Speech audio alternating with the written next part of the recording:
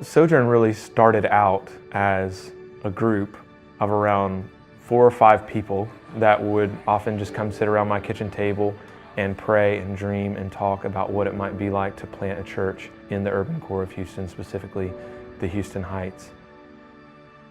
The city of Houston, it's sprawling, it's diverse, it's global. Many people, when they think of Houston, they think of this city that's nestled nice and neat inside of the Bible Belt, which is true, but culturally, Houston doesn't really fit within that framework. When exploring the call to plant a church, we were looking for a particular context to plant in inside of Houston.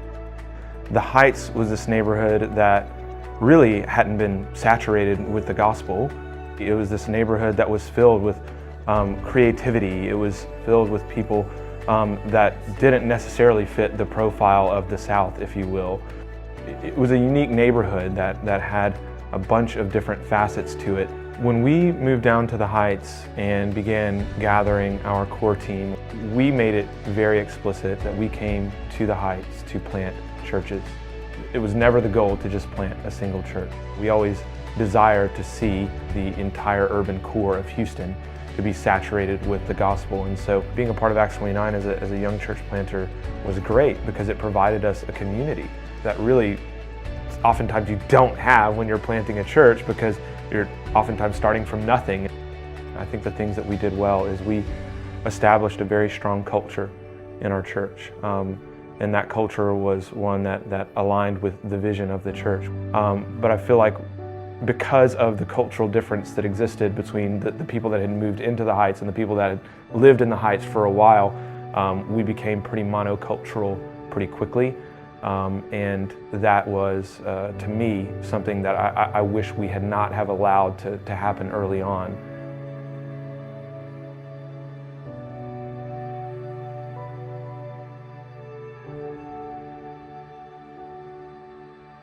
For a young church plant, stepping into a season where you are undergoing an external hiring process to replace the guy that planted your church, it's always risky.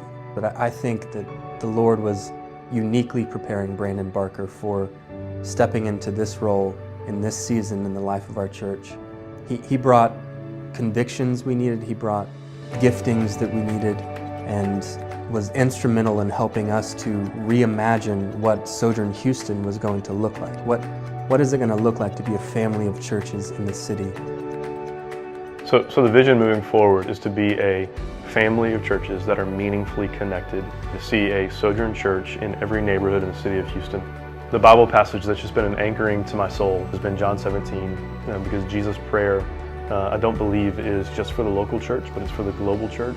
So we at Sojourn Heights have a partnership with Acts 29 Italy, and our people understand that we're among the nations in Houston, not just a diverse city, but America is not the savior of the world.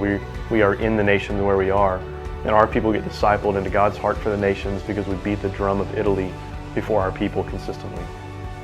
I've always loved the kind of Acts 29 tagline, churches plant churches, and we're able to be more effective in planting churches globally because of our relationship and our partnership with Acts 29. As the Acts 29 family has grown and diversified and become more global, we've also become more stable and more structured. And so I think Acts 29 is poised to really provide a great deal of resource and benefit to church planters as they're starting out.